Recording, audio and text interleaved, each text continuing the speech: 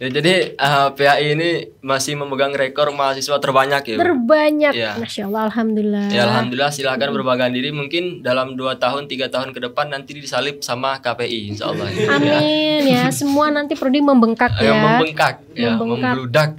Kita juga tahu bagaimana Islam itu sangat berperan dalam karakter manusia juga. Betul. Orang Nabi Muhammad diturunkan aja itu karena untuk memperbaiki akhlaknya manusia. Iya, betul. Ya. Jadi buat ibu-ibu yang ada di rumah, kalau anaknya suka main HP sampai lupa waktu, pondokkan saja. Pondokkan saja, bagus itu. Malah lebih bagus mondok sambil kuliah nanti di Tribakti. Bener banget. Tribakti kan bisa ya mondok sambil bisa kuliah. Banget, jadi kita dapat ilmu agamanya jos, ilmu umumnya jos juga.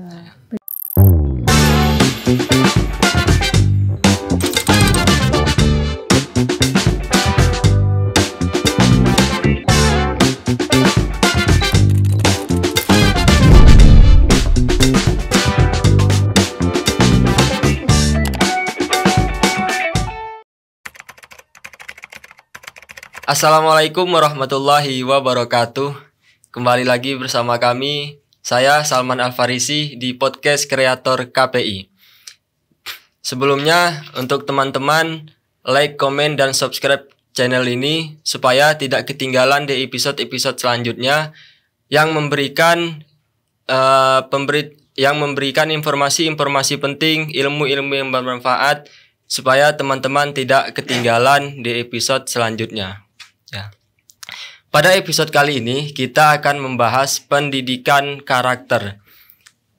Jadi pendidikan karakter ini penting zaman sekarang, apalagi kita lihat banyaknya kasus seorang murid yang melawan terhadap gurunya, seorang anak yang membunuh orang tuanya ataupun sebaliknya. Apakah itu termasuk dari pendidikan karakter yang salah atau salahnya pendidikan karakter? Nah, maka akan kita bahas di episode kali ini. Ya. Di sini saya tidak sendiri, saya akan ditemani oleh Ibu Nia selaku Kaprodi Prodi PAI. Ya, Bu, silakan. Ya, benar banget. Halo, hai, selamat. Apa ya? Selamat pagi, siang, sore, malam, apa aja lah. Bisa pagi, bisa siang karena menontonnya tidak mereka ya. Ya, Bu. Ya baik Bu, untuk perkenalan dulu Bu, Ibu namanya siapa gitu? Iya, perkenalkan saya Yunia Dwi Latifah. Mau apa gelarnya sekalian enggak? Sekalian Bu, penting soalnya, susah dapatnya. Gelar saya itu enggak linear ya. S1 saya Perbankan Syariah, S2-nya saya PAI, alumni Tribakti semua, S1 S2. S1 S2 alumni Tribakti. Tribakti. Ya. Saya pecinta Tribakti saya. Tribakti garis keras ya Bu? Oh iya dong, harus itu. Sampai kerja aja masih di Tribakti ya. Untuk domisilinya di mana ya Bu? Saya domisili di Kediri, di Mojoroto. Emang asli Kediri atau? Oh bukan, saya aslinya Magetan. Oh asli Magetan. Pendatang ini saya. Pendatang. Ya. Perantau ya Bu? Perantau dari 2014. 10 tahun saya di Kediri berarti. Lebih ya. Biasanya kalau yang perantau itu kan yang nggak pulang itu yang cowok, ini yang cewek Bu yang nggak pulang. Iya. Ya. Bisa jadi. Kayaknya nggak mesti deh. Biasanya, aja. Oh biasanya. Iya, biasanya. Sampean juga perantau? Saya perantau ya. Saya dari Sumatera ya, merantau ke Kediri. Kuliah. Mondok juga. Alhamdulillah sambil mondok. Sip, bagus itu. Mahasantri. Mahasantri ya. Mahasiswa santri. Bagus. Ya. Ini kita akan membahas pendidikan karakter, Bu. Oke. Ya. Jadi pertama itu supaya teman-teman tahu dulu apa sih itu pendidikan karakter. Jadi pendidikan karakter itu apa ya? Sebuah proses penanaman pada diri atau pada kita, diri sendiri terutamanya, mengenai etika dan moral supaya kedepannya itu kita itu dalam bermasyarakat, dalam berkehidupan itu memiliki etika dan moral yang baik, nggak seenaknya sendiri seperti itu. Intinya itu, seperti itu. Apa yang ada di dalam diri kita nanti yang kita bawa kepada orang-orang gitu ya Bu. Ya, orang-orang di sekitar kita terutamanya. Karena kan kita berkehidupan kan selalu berhubungan dengan orang lain ya. Nggak mungkin kalau sendiri gitu. Jadi harus selalu baik dan memiliki karakter yang baik. Ya, karena kita juga makhluk sosial, tentunya kita membutuhkan karakter yang baik untuk nanti kita bisa berbaur ataupun bersosialisasi dengan orang-orang lain gitu ya Bu. Betul banget. Pendidikan karakter sendiri, mengapa pendidikan karakter itu sangat penting di dunia pendidikan saat ini? Itu penting sekali ya, karena kita tahu sekarang yang lagi hangat atau lagi menjadi topik itu banyaknya anak yang masih di usia remaja, bahkan di bawah remaja itu mereka sudah kayak berani melawan orang tua, kemudian sama gurunya itu juga berani. Padahal itu mereka sedang berada di dalam lingkungan sekolah, seperti membuli gurunya. Kemudian terakhir kemarin itu ada berita di mana sang anak itu mengancam orang tuanya karena tidak dituruti minta uang untuk beli skincare atau apa gitu. Saya kurang paham. Nah, itu berarti kan harus diberikan didikan yang baik. Nah, didikan ini tugasnya siapa? Nanti kita bahas di situ ya. Berarti dari banyaknya kasus sekarang ini yang sebenarnya ini bukan kasus-kasus baru ya Bu. Jadi memang kasus-kasus seperti ini sudah berjalan sejak lama ketika kita melihat seorang murid yang melawan terhadap gurunya. Mungkin kalau kita bandingkan dengan orang-orang zaman dahulu itu takutnya bukan main sama gurunya Bu ya. Benar banget. Sekarang kalau kita lihat di internet itu yang sering itu anak SMA yang ngeroyok gurunya karena ditegur gitu. Dibully. Jadi gitu kan. Menjadi kebingungan tersendiri juga buat para guru-guru ini, anak-anak kok ditegur malah melawan. Akhirnya gitu. kan sekarang guru tuh mau menegur kayak nggak mau nanti daripada dilaporkan polisi, terus dipenjara kan. Kemarin juga ada kasus yang seperti itu ya. Jadi ya kalau dibiarkan nanti jadinya bingung, ini beban dari seorang pendidik untuk mendidik, tapi kok ada anak didiknya yang seperti ini kok dibiarkan. Nah, itu menjadi hal kebingungan kita karena semua. yang dididik pun nggak mau dididik ternyata Bu. Iya, seperti itu. Jadi zaman saya ya dulu itu waktu saya juga kayaknya. Sama ya. Itu dulu kalau di sekolah itu penghapus terbang ke wajah itu sudah biasa ya. Sudah biasa. Penggaris yang 1 meter tahu nggak? Iya. Itu kena badan itu sudah biasa. Terus sapu, kemoceng itu biasa ya. Nggak, dan kita pun nggak ada yang mau ngelapor atau apa, nggak ada, karena kita mungkin ya didikannya VOC ya, didikan kita. Jadi mental kuat. Sampai akhirnya sekarang kan kita merasakan ya, mental kita tuh kuat karena sudah dididik keras oleh guru-guru kita. Bahkan orang tua kita kan juga ada yang didikannya keras gitu. Ya kalau sekarang jangankan pakai yang tadi penggaris 1 meter, dengan hanya menggunakan kata-kata saja para pelajar sekarang itu sudah merasa kalau itu sudah terlalu keras Bu. Mungkin baper lah mungkin bahasanya baper gitu. Cuman ditegur aja gitu kan. Mereka baper. Kalau saya dulu itu pakai karet Bu, itu karet jadi ke telinga gitu. Oh, dijepret gitu ya. Iya, dijepret gitu karet. Sakit gitu. Iya, itu. Sakit. Jadi saya masih masuk zaman-zaman gitu. Oke, sih bagus lah. Nah, jadi selanjutnya, apakah ada metode khusus untuk menanamkan karakter pada siswa gitu? Metode khusus. Sebenarnya kalau metode khusus itu nggak ada ya. Cuman kan kita sekarang itu sedang berada di era digital.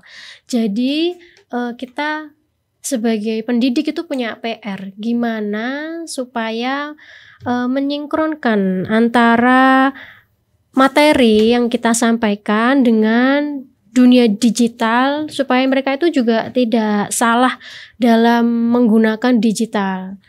Bisa juga kita ketika di sekolah itu kita penyampaian materinya, kemudian nanti kita berikan masukan kepada mereka bagaimana cara menggunakan media sosial atau digital yang baik, seperti memfilter atau memilih tontonan, kemudian konten-konten yang baik dan tetap tidak mengurangi kapasitas bergaul dengan sesama. Karena menurut saya dengan kita bergaul itu juga merupakan pembentukan karakter.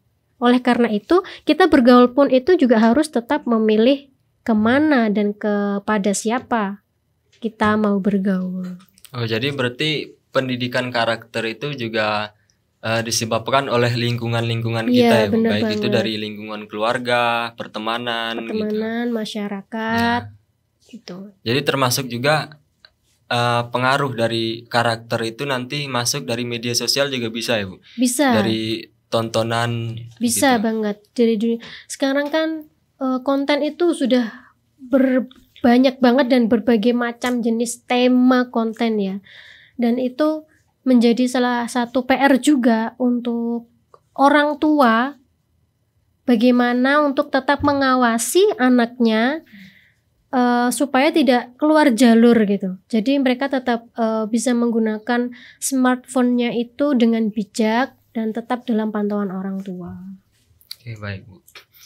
Jadi kan pendidikan karakter, nah yang kita lihat di beberapa kasus tentang seorang murid yang melawan terhadap gurunya. Jadi seberapa besar sih, Bu, peran seorang guru dalam membentuk karakter siswanya gitu?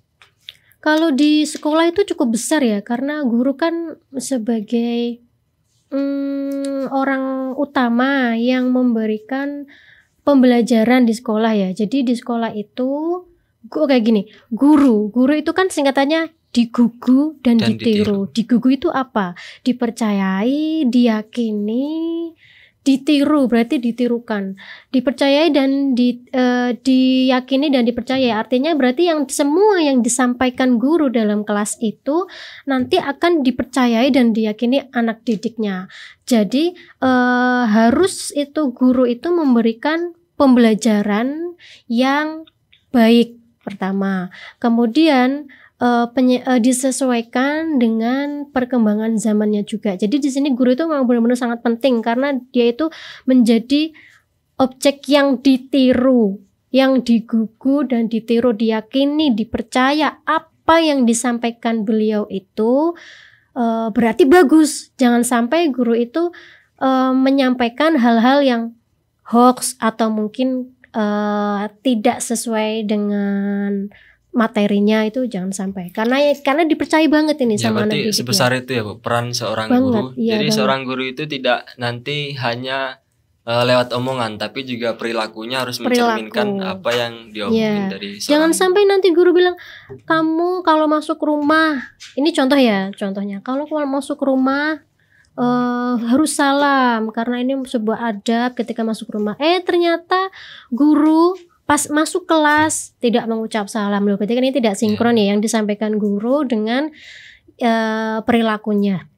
Jadi harus benar-benar sinkron yang disampaikan itu. Kalau guru menyampaikan pembelajaran A, jadi juga harus memberikan contoh atau perilaku yang sama. Karena akan ditiru itu.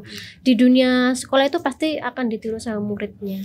Ya, soalnya apalagi kita itu lebih cenderung melakukan apa yang kita lihat daripada apa yang kita dengar, Bu. Iya, benar banget. Jadi misalnya kita melihat seorang yang kita anggap itu sebagai contoh dan ternyata memberikan contoh yang kurang baik, nah itu bisa menimbulkan perilaku kita sama seperti orang tersebut gitu ya. Benar, ya benar. Contohnya guru tadilah gitu. Karena anak-anak itu memang lebih perkembangannya itu lebih ke apa ya?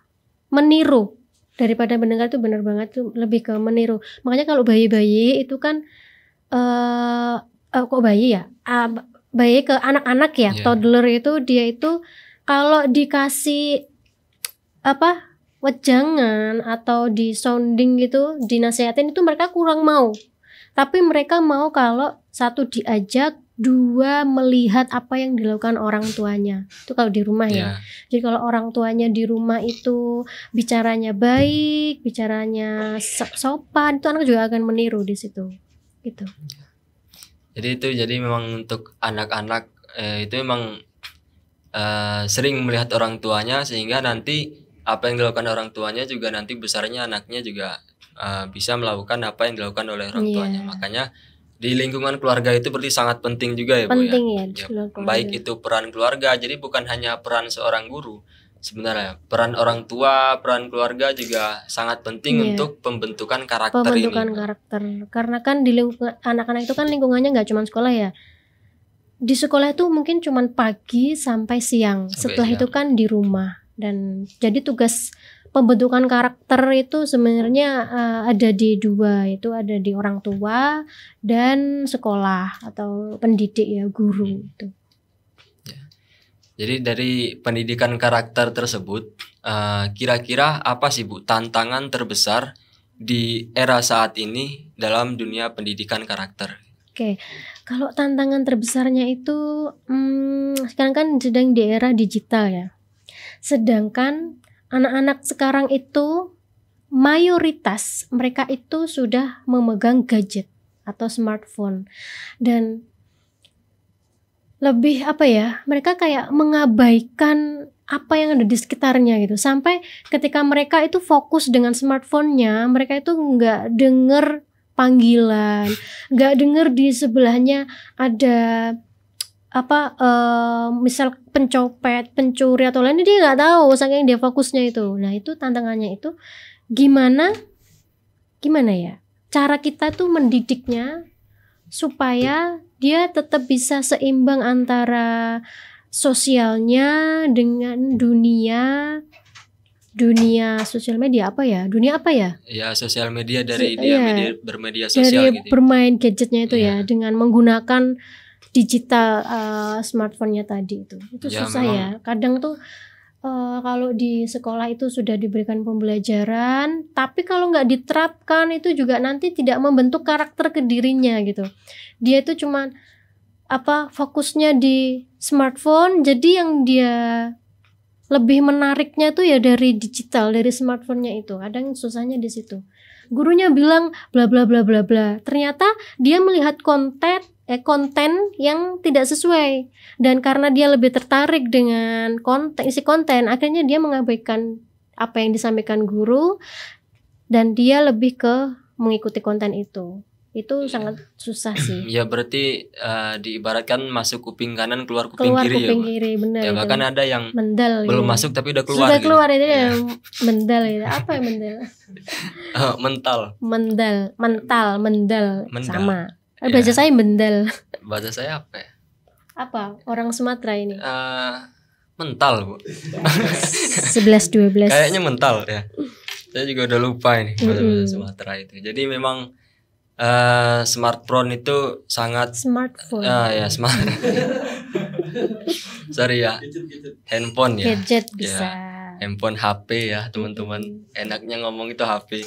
Itu sangat memang pengaruhnya itu sangat besar untuk di zaman sekarang ini, bagaimana orang-orang bisa lupa dengan kegiatannya, dengan kewajibannya karena handphone ini tadi.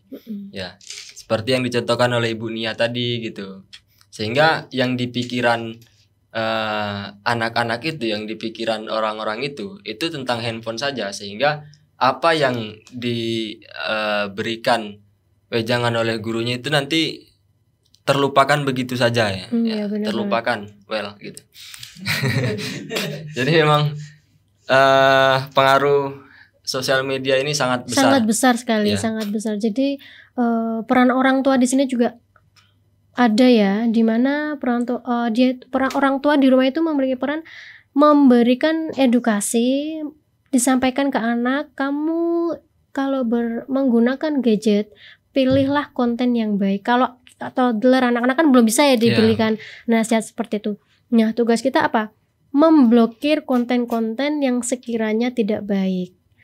Terus memberikan atau memilihkan konten yang edukasi. Itu sekarang sudah banyak juga ya youtuber itu yang memberikan konten edukasi, pembelajaran. Nah itu tugas orang tua di sini tuh di situ. Dan kasih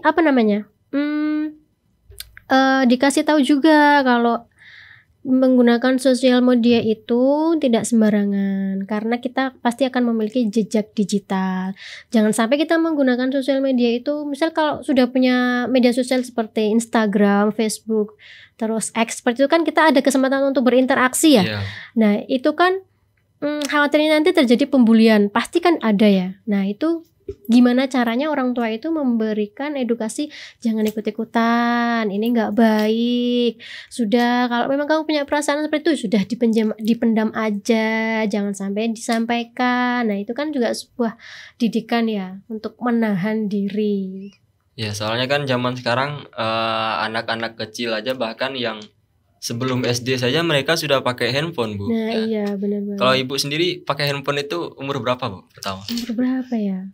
SMP terakhir itu baru punya handphone. SMP terakhir. SMP terakhir. Berarti- Itu pun karena penggunaan handphone itu ketika libur, kebetulan kan saya juga mondok ya. Iya. Jadi kalau di pondok kan nggak boleh bawa HP. Jadi penggunaannya ketika libur aja. Libur pulang di rumah baru menggunakan handphone. Kalau di sini kan enggak ya, setiap hari apa gitu boleh. Iya, Bu. Kalau di saya waktu itu benar-benar tidak boleh sama sekali. Jadi penggunaan waktu libur. Jadi bisa dibilang 1 tahun paling pas libur Ramadan sama tahun baru, udah itu aja.